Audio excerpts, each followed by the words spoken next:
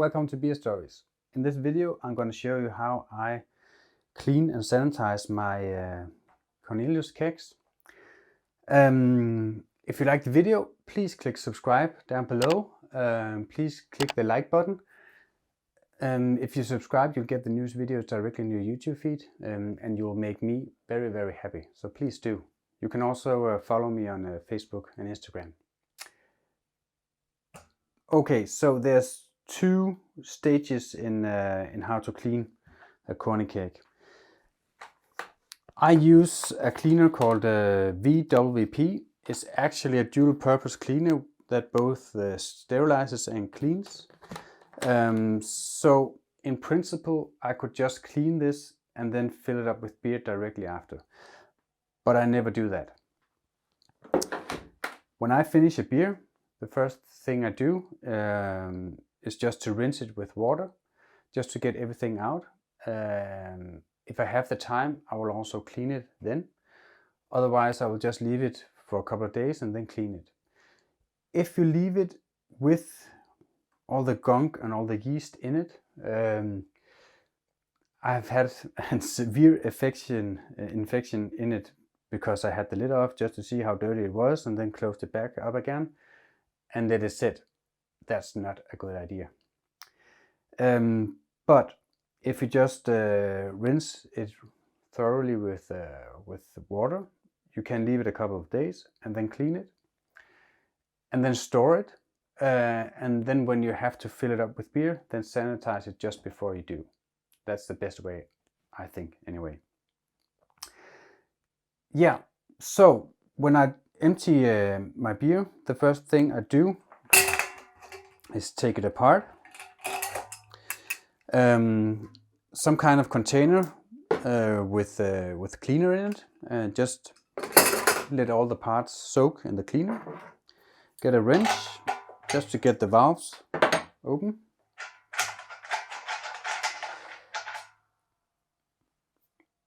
These two valves, they are different.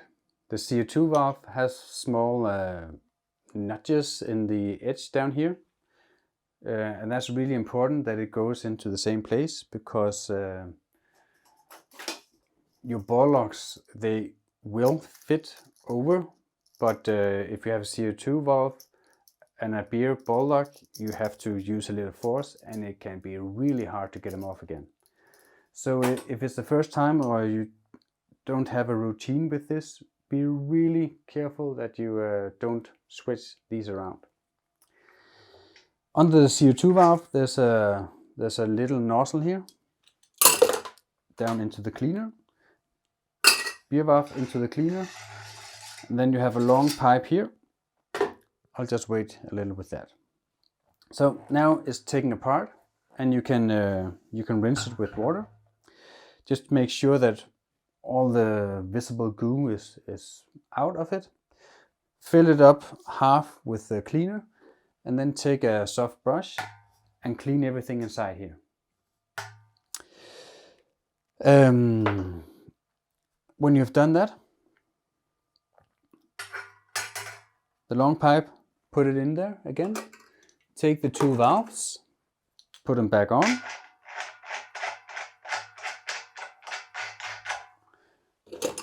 Put the lid back on again.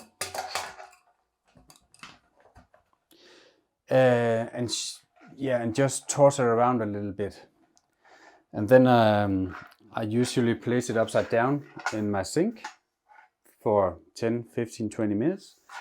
Turn it around again. And by then, because of the cleaner I use, it's actually clean and sterilized. But I have to rinse everything out in here. So the lid back in the cleaner,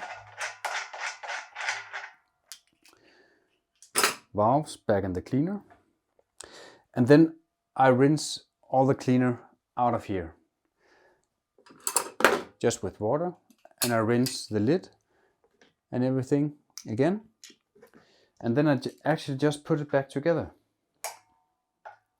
Make sure that the long pipe goes into the beer side. If you are in doubt, you can always feel down under here, there's a bump in the beer side where the long pipe goes down, like that. Small pipe in the other side. CO2 has notches, that's all. Over the short pipe, the beer, it was actually a CO2 as well. Here, yeah, that's the beer side. Remember to rinse everything thoroughly and then put it back together like that. And then I store it to the next time, for the next time I have to use it again. So now it's clean. I want to sterilize it because I want to put beer in it. Then all I have to do now, because I know that it's really, really clean, I have to fill it up just above halfway with star sand. And then I put the lid back on here. Place it upside down, just shake it around a bit. Place it upside down like this for 5-10 minutes. And then let it rest for 5-10 minutes here. And then I have, it's a garden hose kind of thing. A pressured garden hose that I have just put a hose on and a carbonation valve here, so I can place a ball lock upon it, pull a ball lock on it, and then I can actually just by setting up a couple of ball locks, I can press star sand through the valves just to make sure there's nothing in there, and then everything is sterilized. The reason why I do that, because my valves, I can't take them apart. You can get some that you can take apart, but my valves here, they cannot. I want to replace those, but I haven't yet because I can't afford that right now.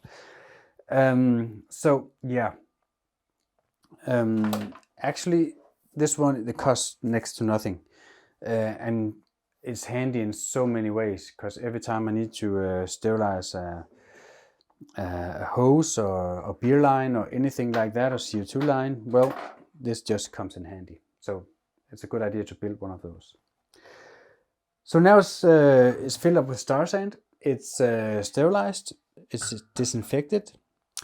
And now I have two options. I can just pressure out the star sand with CO2. I know a lot of people do that. I don't let it rest with star sand in it. I know some people do that as well, but I've actually had rust coming on my lid from the acid from the star sand. This was actually just placed in star sand and then it started to rust. But it just says something about that, well, the quality of the lids are probably not as good as the Corny keg itself. So it can rust, especially the valve here, the safety valve. So I don't do that. I sterilize it the day I want to use it, and it doesn't take that long a time. So just do that. But now I have star sand in it, and I can either just press it out with CO2, or I can pour it out. And if I do that, I will take some boiling water, just a couple of liters, and shake it out, and then pressure out the water with CO2. Star sand used to be a no-rinse disinfection or sterilizer, but according to new EU law, it's not anymore. It's the same product. It used to be non-rinse. In Europe now, it has to be rinsed afterwards. So of course, it's up to you what you want to do. But I rinse mine with just some boiling water or boiled water, and then press that up with CO2, and then I'm ready then there's no oxygen in here. I purge it, of course, as well. And then I can fill up my corny cake with beer. And yeah, and everything's great. So that's how I do it. If you have any questions, write to me. Please subscribe and like the video. You'll get the newest videos in your YouTube feed and you'll make me very, very happy. If you have any questions, you can write to me on Facebook and Instagram. Or you can write to me through my website, beerstories.dk, or just write them in the comments. I'll try to answer everywhere. Yeah, so that's it. Have a happy brewing out there.